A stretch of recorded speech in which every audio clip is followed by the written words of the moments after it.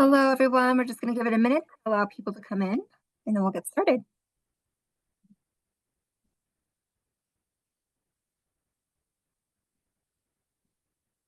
All right. Thank you all for joining us for the NMDWS Employer webinar series. Today, our topic is going to be New Mexico Human Rights Act Explained, Employee Rights, Employer Responsibilities, and Compliance. You can submit questions at any time during this presentation using the Q&A at the bottom of your screen. And it's my pleasure to introduce the Labor Relations Division Director, Tanya Kelly. Good afternoon, everybody. It is fabulous to meet you. I am so grateful that you're here, and we are very excited to talk about the New Mexico Human Rights Act. Just a little bit of information about the Labor Relations Division. We are one of the divisions within the Department of Workforce Solutions, and we are so excited to be a partner for you, whether it's you as an individual or you as an employer, to make sure you have the information that you need from my shop, so that way we can really make sure that we're helping you. Labor Relations has 5 divisions within it. The Human Rights Bureau is one of them. Our other bureaus that we have are child labor, paid sick leave, public works, and wage and hour.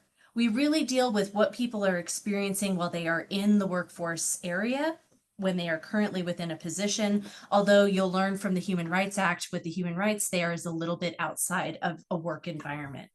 We are here to help with neutral investigations on if we get claims of violations of these areas. However, I want to make sure also that we are informing people. We are providing information. So if you have any questions, this is one of the formats we're very excited about. So we can really start giving you information, anything you want to know, whether it's you as an individual or you as a business for, are you in compliance or what do you need to know? We are here to help you. It's my privilege to introduce Jason Gallegos. He is our supervisor for the Human Rights Bureau, and I'm very excited to have him join us. With that, I'm going to pass it over to Jason.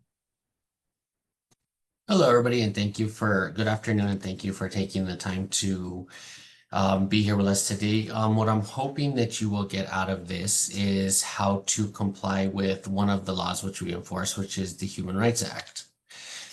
So the Human Rights Act was enacted in 1969, and it's an act that requires all employers that have 4 or more employees to eliminate discrimination and workplace harassment.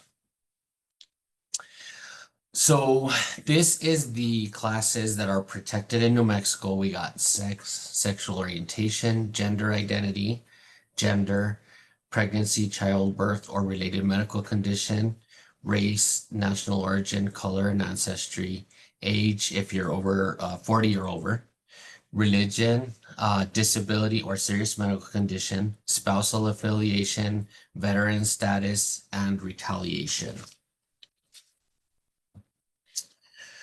So there is 2 different ways to look at this. One is discrimination and one is harassment. So what's the difference? Discrimination is when people are treated differently because of their membership in a protected class. For example, paying workers less than minimum wage because of their immigration status is discrimination based on national origin. Harassment is unwelcome comments or conduct that are targeted at a person because of their protected class. An example of that is using derogatory terms or slurs towards an employee because of their race is harassment based on race. Severe or pervasive harassment can create hostile work environment, and the employer can be held liable for the harassment. It's important to note that discriminatory harassment can be visual, verbal, written, or physical. When we analyze evidence in harassment investigations, we do not consider the intent of the alleged harasser. It does not matter if the alleged harasser was just joking or didn't mean it in that way. What matters under the law is the impact that it had on the worker. And workplace means whenever and wherever employees are fulfilling their workplace responsibilities. It could be in the field, at a training, at an office party, or even during off hours like at a hotel while traveling. If the events can have an impact in the workplace, they are considered extensions of the work environment. So the harasser can be a supervisor, a coworker, an unpaid intern, a vendor, building security, a customer, etc. So here's an example. in a county office, a customer comes in once a week and flirts with the new receptionist, asking her if she's married, complimenting her on her appearance, or even luring her in a sexual way. She feels very uncomfortable and notices that this is starting to happen with some frequency, but she also feels a sense of duty to her job and feels like she still needs to provide good customer service.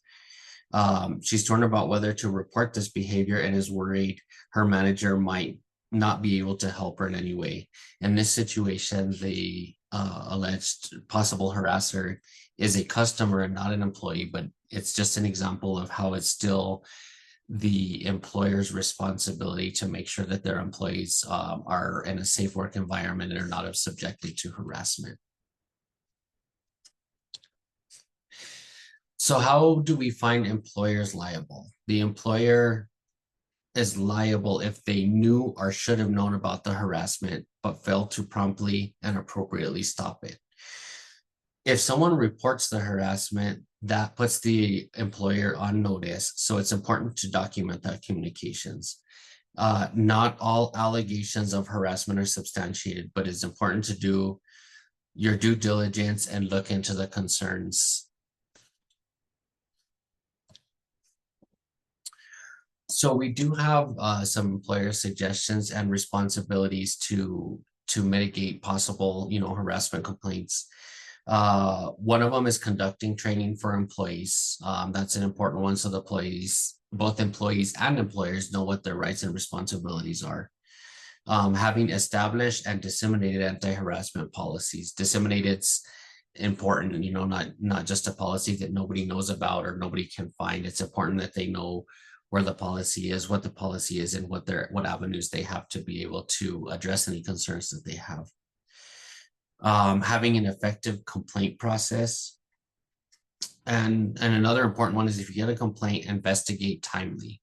Like I said, not all allegations of harassment are substantiated, but it's important to do your due diligence and look into it. And maybe it's, a simple concern that can be addressed before it becomes a harassment complaint.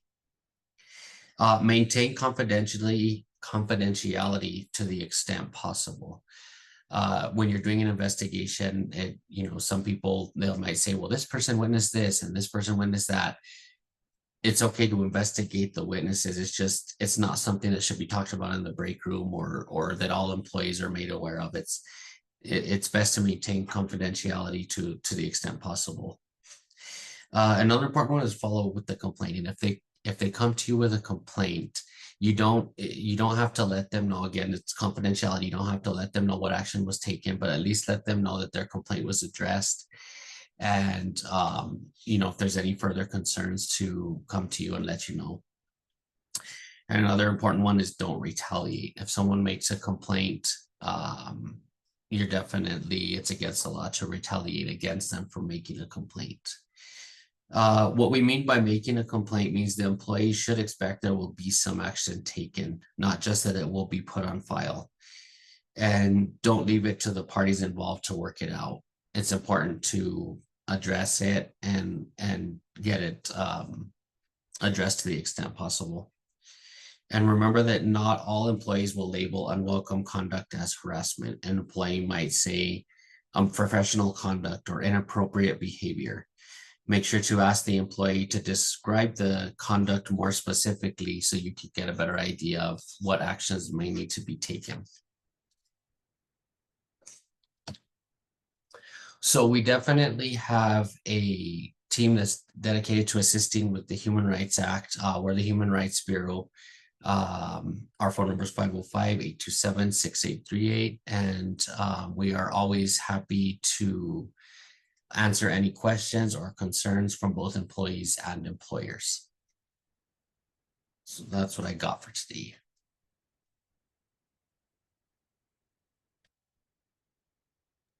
All right, thank you so much, Jason. We'll now take questions. So again, if you'll put your questions in the Q&A at the bottom of the screen.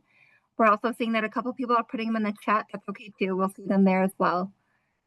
So Jason, the first question that we received is the number of employees in New Mexico or nationwide? The number of employees is in New Mexico. Just to add to that question a little bit, so we do have a partnership with the EEOC, and for us to be able to dual file it, meaning we also investigate with the EEOC, there has to be at least 15 or more employees. Thank you. The next question is, when a discrimination complaint is filed either by an employee or a citizen to the Labor Relations Division, what is the process from start to finish regarding your investigation process? Okay, so if somebody files a complaint, we do have an online form where they can submit what's called an inquiry form, basically just giving us some information about what's going on. Once we get that, we assign those to an investigator, and we will call and schedule an appointment so the complainant can speak to an investigator. At that point, we listen to their concerns, and if it's something that we have jurisdiction over, we assist them with drafting a charge of discrimination. We send that out to them. Once we get it back signed, then at that point, it's considered an official complaint. We start our investigation process. The first thing we do is see if both parties are interested in mediation. If they are, then it's sent to a mediator, and a mediator conducts a mediation. If the mediation is unsuccessful or one of the parties is not interested in mediation, at that point it goes to investigation. So we will send out what's called a request for information to the respondent, and that's where they'll address what the respondent's concern, what the charging party's concerns are. Once we receive that back, we send a copy of the position statement for the charging party to do what's called a rebuttal, where they submit any information, any witnesses that they have. Once we receive all that information, we make a determination of either probable cause, meaning there was enough to support a finding that discrimination may have occurred, or a no probable cause. At that point, they've exhausted their administrative remedies, and they are able to file in district court. Thank you. The next one is, my concern is about uncommunicated issues that employees may encounter while doing field work. Are we required to ask them if something like this has happened, or are they required to report it to us?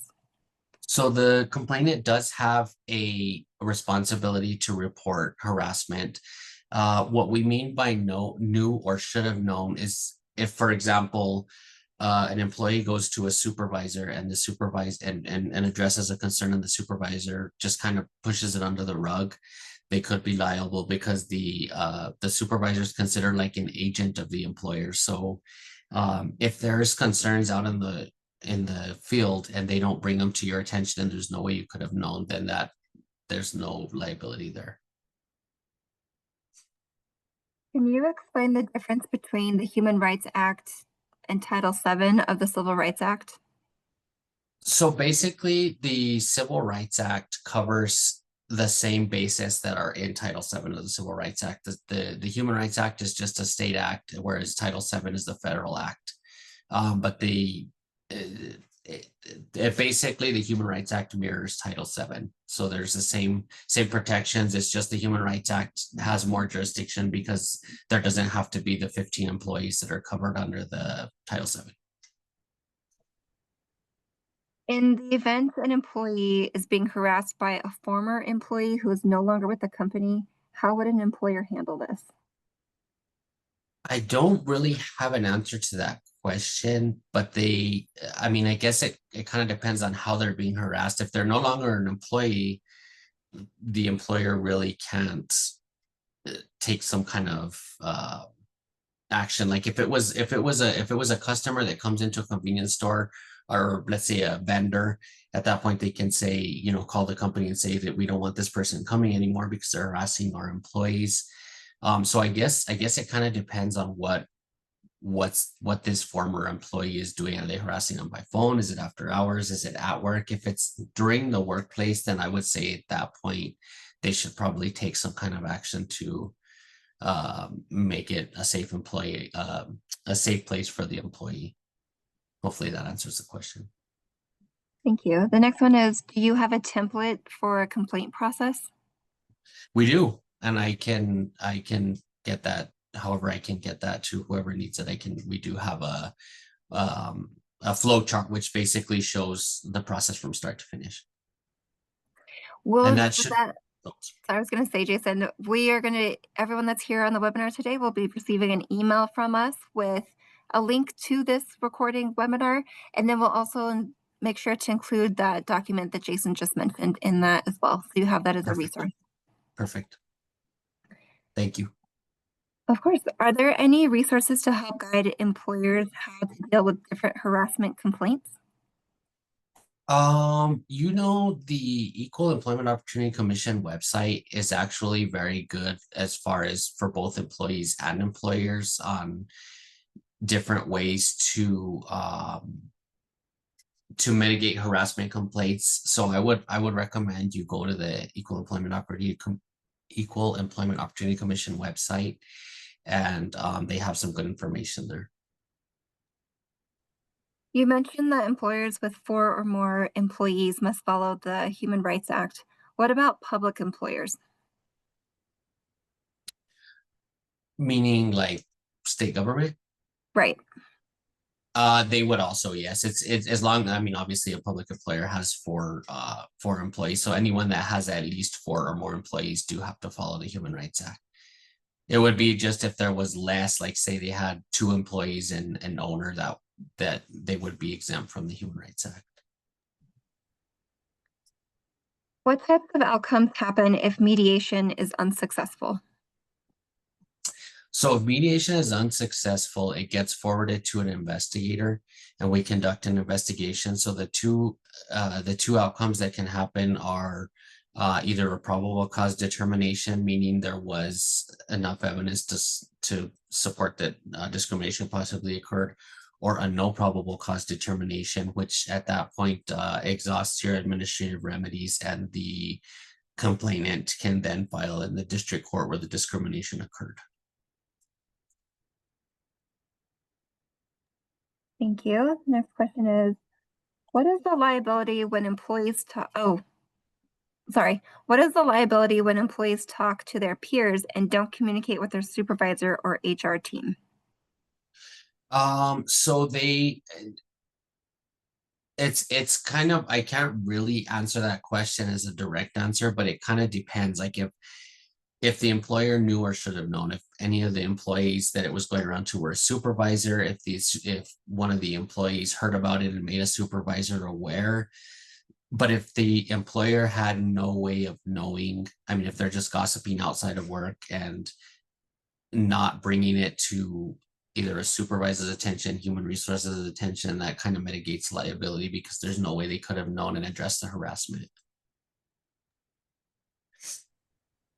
The next question is, my organization acquired a company in New Mexico. Where should documentation be held regarding any harassment issues? Part of company where should documentation? I guess what do they mean by that? So if they're based outside of New Mexico, but they have an entity here in New Mexico, should they have documentation housed at their location here, or should it be at Oh, I their see what you're saying. office? Mhm. Yes, if there is a location, then I would say even if it's not housed in the location, that the people in New Mexico have access to the policies, complaint processes, that sort of thing. So it doesn't necessarily have to be kept in the location as long as they have access to the information they need. What happens when an employer attempts to have mediation take place, but the problems still continue? I mean, if it still needs to be addressed. So the mediation isn't like a be all end all. So if somebody files a complaint and it goes to mediation and the complaint is resolved, and then once the case is closed, the harassment or conduct continues, at that point they can still file again and open up a new case. Next question is, if a customer has a contract or services paid for the state of New Mexico and that customer is harassing your employee, does the Human Rights Act trump the responsibility of the employer to provide services to the customer per the contract or to the employee? I don't know the answer to that question, so I will probably have to find out and get back on that one because I don't know the answer to that. So for that one, if you could contact the Human Rights Bureau and then you can chat with Yes. them more in depth Yes. about that specific. Yes, exactly. Get a little more information. Yes. What is the turnaround time for case handling? Generally speaking, what are the possible outcomes? So the turnaround time is we have per the NMAC, the New Mexico Administrative Code, 365 days. However, most investigations take about 8 to 9 months. Can someone be held liable for harassment if requested pronouns are not used? Yes. Okay. Sorry, one second. How does the EEOC play into the New Mexico Human Rights Act? It doesn't necessarily play into the Human Rights Act. We as the Human Rights Bureau have a work share agreement with the EEOC, and we investigate claims under the Human Rights Act and also federal laws such as Title VII, the Age Discrimination Employment Act, the Americans with Disabilities Act. What type of training do you have available, or where can I get training for our employees? So we do have a request form on our website, and I will get more information on that as well. We have a now kind of like a new training unit, but we do offer training on all the laws that we enforce, such as the Human Rights Act, Title VII, the Age Discrimination Employment Act, and the Americans with Disabilities Act. Oh, we were asked to repeat the pronoun question. So that question was, can someone be held liable for harassment if requested pronouns are not used? Yes, they can. Thank you.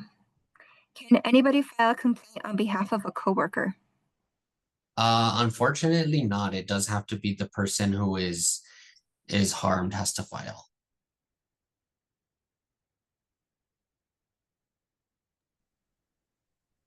I want to talk, Jason, briefly about the resources that are available on our website for employers that they can access. They're asking about the resources, I'm sorry. Yeah, or just in general, the resources that we provide. So we are working on revamping our website to make it more to have more information about what's needed. But they are on our website. There is information about what bases are covered, what the process is to file, and they're also, if someone has any questions, they're also welcome to call our number, and we can speak with them about any information that they need or have questions that they have. How long does an employee have to file a complaint if he was let go for unsatisfactory performance? So it's 300 days from the last date of harm. So 300, in that case, if they were terminated, it would be 300 days from the date of their termination. If an agency has annual harassment training, but the agency still faces harassment claims, what more can be done to mitigate possible future harassment? I mean, that's kind of a difficult question because, I mean, people can always file a complaint.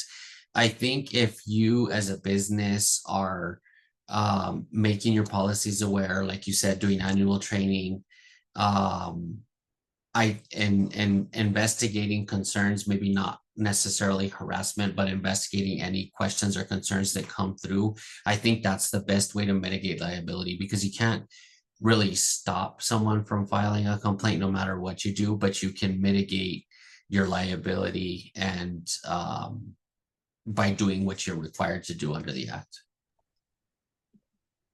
About work environment conditions, does this fall under labor relations as well? For example, if the workplace is too hot or too cold and nothing's being done? No, it does not. That's not complaints that we take. If you are a faith-based organization, does it count as discrimination if you don't hire someone based on alignment of beliefs? Are you able to ask them questions about their beliefs during interview process? So there is actually an exemption that for religious organizations that I don't know if it specifically states that, but yes, there is exemptions for a religious organization about religion.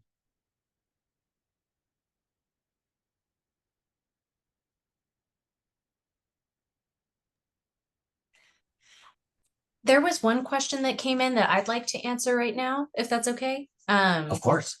The question was, is the Human Rights Act in New Mexico hindered or impacted from the federal administration? And the state legislation is distinct from federal legislation. So in that particular case, we are still following our state statute.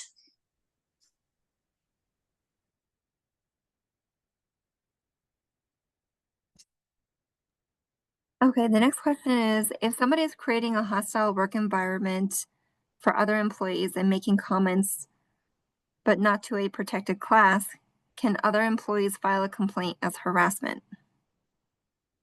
So yes, but it does have to be for something we enforce. Say, for example, let's say, for example, two employees are making sexual jokes in the workplace, inappropriate sexual jokes in the workplace, and a third party has to hear them. They may not be involved in the jokes, and the jokes might not be directed toward them, but they're making them in the workplace. They can absolutely file a complaint for harassment as a third party. For clarification, someone stated, I think you said that if an employer does not act and is aware of a human rights violation, the employer is liable. Is this correct? Yes.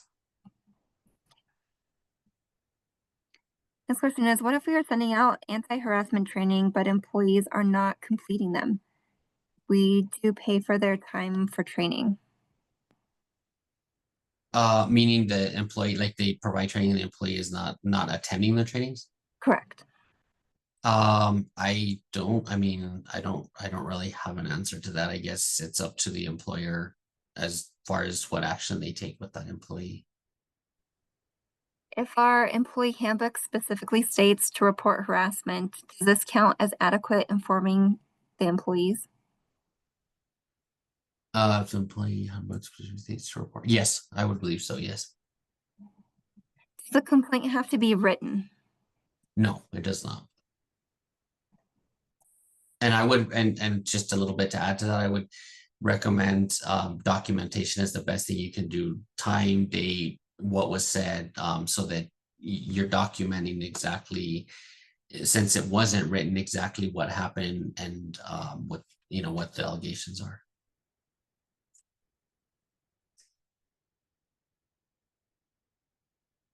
Do you want to talk a little bit more, Jason, about documentation? Documentation about what happened, exactly what was said, was there any witnesses, who was it reported to, that kind of stuff, so that if they do make an allegation of discrimination or harassment, you have all the information you need to do your investigation and find out if the allegations are substantiated or not. How long should employers keep documentation for? I don't have the answer to that question. I'm not sure. At what point would an employer get in trouble for not looking into a case or into an issues timely? If the employee files a harassment complaint, because it does, if they make a complaint and it is not addressed, that does show some liability, because the employer does have the responsibility to address their complaint. Is there anything in jurisdiction or in law that would state that the employer has to look into a complaint within X amount of days? There's not necessarily a time frame that I'm aware of. It just says timely. So that could, I would say as soon as possible. There's not a specific time that says 2 days, 3 days, a week, but as soon as possible would be my suggestion. Is an annual training on harassment a state requirement? I believe we do that, but I don't think it's not a requirement under the Human Rights Act. No. Is the 4 employees minimum only for New Mexico employees or employees company-wide if your company is based in other states? If it's part of a bigger company, then that would count as more than 4 employees. What if an employee denies to make written complaint and when investigation is going on and they change their story multiple times? How do you deal with that? Well, the employee does have the responsibility to report and cooperate with the investigation process. I mean, it's a two-way street. So just as much as the employer has a responsibility to address it, the charging party also has their responsibility to report it and also cooperate in the investigation. Would it be best policy to have a formal form to record such complaints? And again, if you could just reiterate, what's the retention period for those? Yes, I would suggest that they do have some kind of a form where they can make a complaint or a phone number where they can call and make a complaint. As far as the retention period, I'm not sure on that question. I don't know the answer. What if an employee denies to make, oh, sorry, we just read that. So sorry. Um,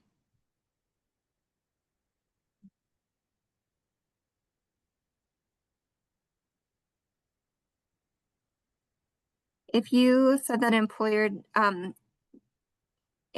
an employer does not act and is aware of the human rights violation, um,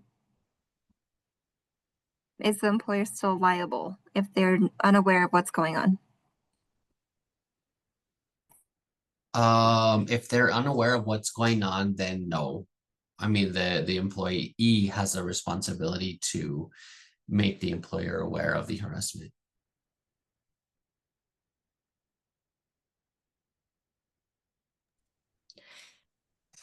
Jason, could you talk a little bit about if any of the people on the webinar today are interested in getting future trainings?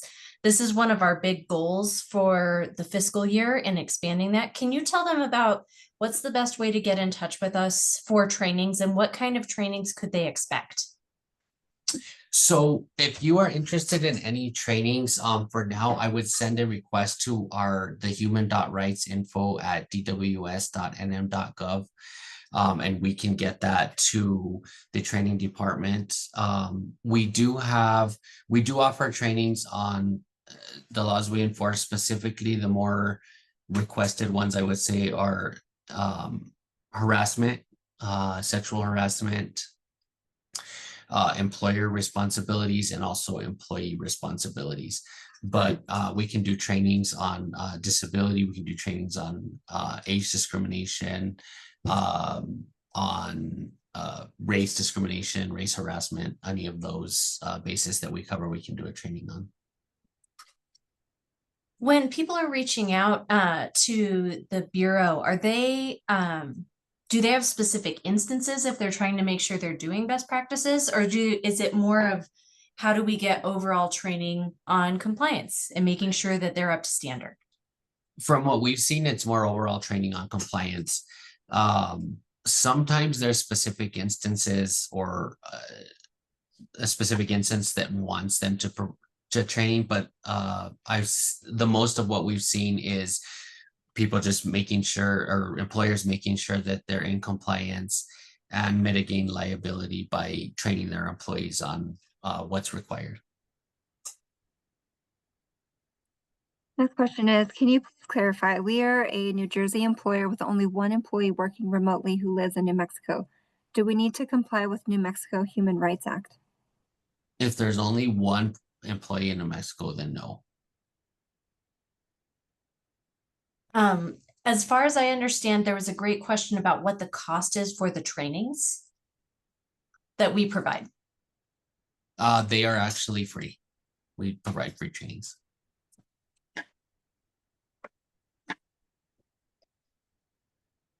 How should we handle an employee complaining about what someone said or did, but just doesn't want to make a formal complaint? Employee complaining about what someone said or did. I mean, I would still look at least look into it and find out what was said. Is it a violation of law? And because it's still that kind of newer, should have known. If you're aware of it, even if they don't want to make a formal complaint, you do have the responsibility to address it once you become aware. How long after an employee leaves can they file a claim against the employer? 300 days. And then can you just reiterate, where can individuals find training or request training? If they can send a request to our website, to the human.rightsinfo@dws.nm.gov.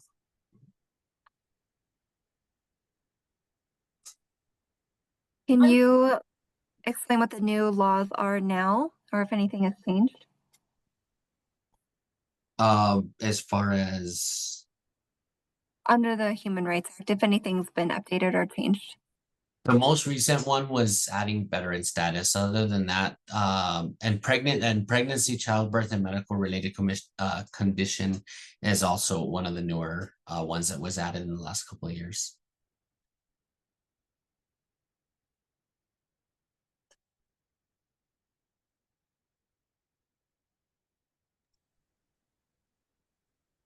Are there any questions you also received, Jason, that are pretty common that come to you specifically? I think the biggest one is just compliance.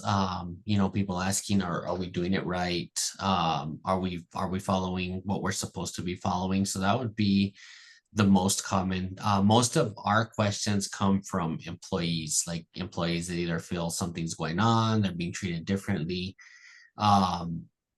So most of ours comes from people that feel they're being treated differently or harassed. Yeah. One question I have, if I was an employer, we have some categories of the Human Rights Act that sort of extend beyond the employer-employee relationship.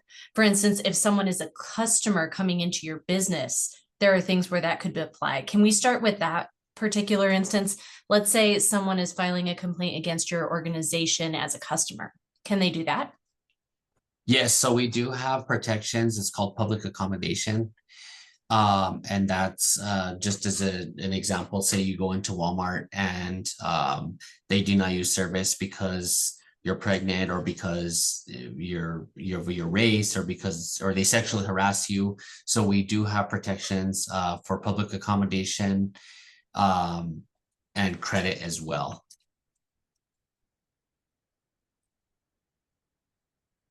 Does the Human Rights Bureau represent me or provide me an attorney?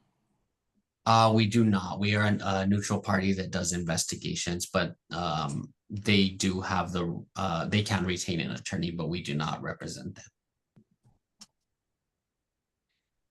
Can you talk a little bit about what the Human Rights Commission is?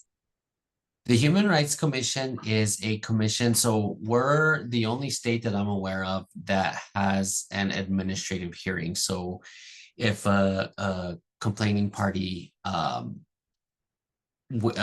files a complaint and gets a probable cause determination, meaning there could be some kind of discrimination, we have what's called an administrative hearing. And that's where it goes in front of a panel of human rights commissioners, 3 human rights commissioners, and they listen to the allegations, and then they make a judgment as far as the allegations, if they're substantiated. Once that happens, so say they can enforce back pay, those kind of things, and either party has the option to appeal that administrative hearing decision and go to district court. Is paternity or maternity leave required to be given? I think that's not really a question that I can answer. I think that's more like an FMLA question, but I'm not 100% sure on that. Here's another one. So if an individual notifies their employer that they are pregnant, is the employer able to reassign them? It kind of depends. They can't take an adverse action against them because they are pregnant. So if the reassignment is not a tangible employment action, meaning there's no decrease in pay, location, at that point, they can, but there can't be some kind of a tangible employment action taken because they are pregnant. Does workplace training need to meet specific standards to ensure compliance with regulations? I mean, as long as it covers the employer's responsibilities as far as, you know, they do have to follow the Human Rights Act. So as long as it covers what they're required to do as an employer, then that's, you know, that's acceptable.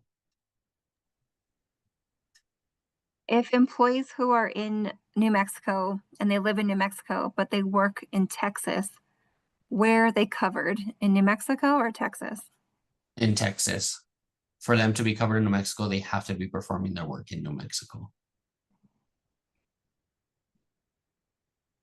What if an employee is being vague and is not sharing details or names, but requesting a sexual harassment course be distributed? At that point, I would at least do the due diligence and investigate it. I mean, I know it makes it harder when they're not sharing specific information, but once they make you aware of it, I mean, I would definitely do some sort of investigation, you know, talk to coworkers, see if there's something going on, because if they bring it up, they are making the employer aware.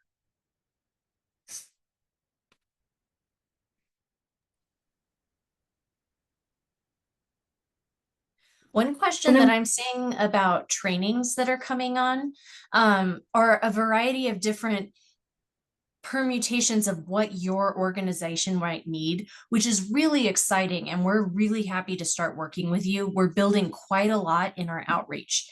One thing we're going to probably start doing is online webinars where people can join. So it's like if you see a topic that's interesting, you can just join in and listen in on those topics. But you're also able to request trainings if you want for your own organization, or we batch organizations. If you would prefer to do an online format, we are happy to do that. But if you want to request an in-person format to have one of our staff members come, it is based on what our availability is, and we'd have to work with you on it. But we're also working on trying to get all of our staff out more into the state so that way we can come to you. There are also some questions I'm seeing about preparing managers or HR managers or anyone who has a team to be prepared to run trainings or give information to staff. And that's something that we can help with guidance on, and we can continue in building that capacity so we can provide those resources. If you're also dealing with questions about the Human Rights Act and any sort of like staff handbook or policy manual, please reach out because we're happy to help. We want to make sure that you feel very confident about the information you're providing to your team and that everyone is on the same page of what happens and where your company stands when it comes to human rights.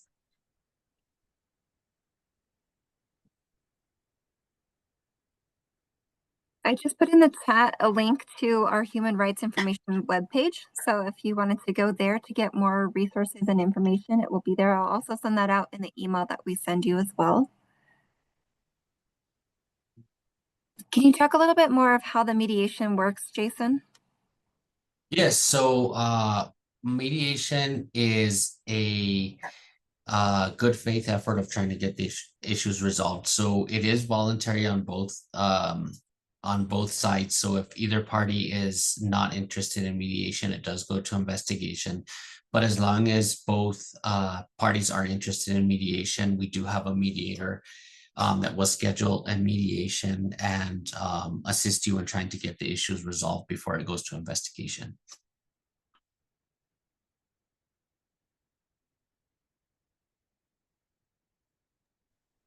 Can you describe the New Mexico Fair Pay for Women's Act? Yes, so the Fair Pay for Women Act is an act where discrimination does not need to be shown. It's an act that makes it where both men and women do have to be paid equally for equal work and equal job duties. So it's not so much that they have to show discrimination. It's basically if they file a complaint on the Fair Pay for Women Act, the employer has to show that they fall under one of the three exemptions Basically that they're paying their employees the same wages for the same work under the same circumstances. Are there accommodations that the Labor Relations Division will make if we need interpretation or translation services? Yes, we do have, we can assist with that. If a former employee is suing you regarding a harassment issue, can they also file a claim through the Labor Relations Division? If a former employer is suing us, Sorry, if an employee is suing the business for a harassment issue, can they also can that employee still file with our department as well? yes, as long as it's timely within the 300 days, yes. Jason, can you answer, are cases allowed to be filed with the New Mexico Human Rights Bureau and the EEOC? No. So our work share agreement is to avoid duplicate complaints.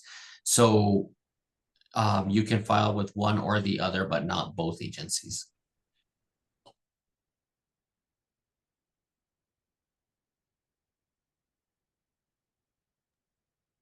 Another question is, do you need to be a citizen of the United States to be protected on the New Mexico Human Rights Act?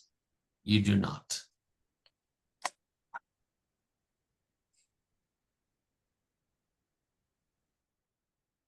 If mediation is part of the process, is there any reason that a mediation would be bypassed? Like I said, the only reason would be if the either party is either declines mediation, or if we're getting so many cases that the mediator can't keep up with them. But other than that, no. Only if one party decides not to participate. For the law, is it 28-1-7 of the NMSA? Do I you know? believe it is that for the Human Rights Act. I believe so. Okay. Great. I think we are up to date with the question. Anything else, Jason, that you wanted to mention that would be good for individuals to know? If you're a new if you're a new business or existing business, anything that would be great talking points to leave with. I would just say, I mean, I would assume most businesses don't want to discriminate. I would say if it does happen, it's either a lack of knowledge. It would be unintentional. So the biggest thing I could say is, not all harassment complaints are substantiated. Do your due diligence into looking into them. It could be a simple complaint. The law doesn't, an off-color comment doesn't rise to the level of harassment, but that's often how it starts. So, you as an employer, whether it be human resources or supervisors, see or hear something that's not necessarily discrimination, but, could turn into maybe something that's inappropriate into the workplace.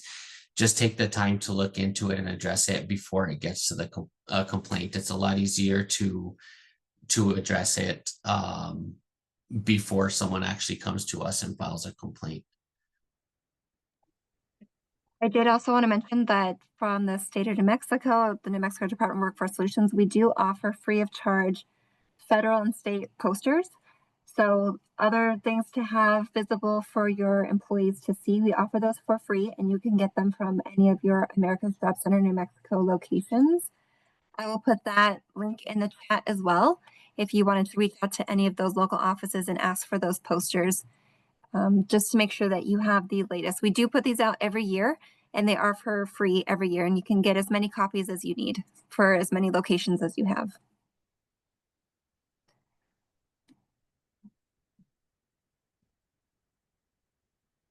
Director Kelly, do you have anything else you'd like to add? I am very, very grateful for everyone's time today. It's a big priority to me that we are taking care of people in our state as fairly as we can and make sure when or if issues occur that we are a resource both for employees and employers as they go through this process. If you have ideas of something that a training, for instance, that you would particularly like, please send us an email at thehumanrightsinfo@dws.nm.gov. That's really helpful. I'm very much in a growth moment and we're working on building training. So if it doesn't exist, it doesn't mean that our qualified team cannot build something and provide information for you. We would much rather you give us a call or reach out if you need any sort of guidance or support than anything not. We're here to help you. It's a really big privilege to be here and be a support for everyone in the state and as we go forward.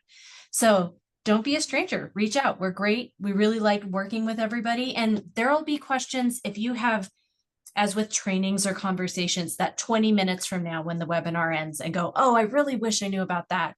Please send us an email. We'll make sure that we follow up with you to get the resources and the support that you need. Because we want you to feel confident as you're going out into the world that you've got all these resources, you feel solid on what this law means and how it applies to you and how you're taking care of yourself and your team.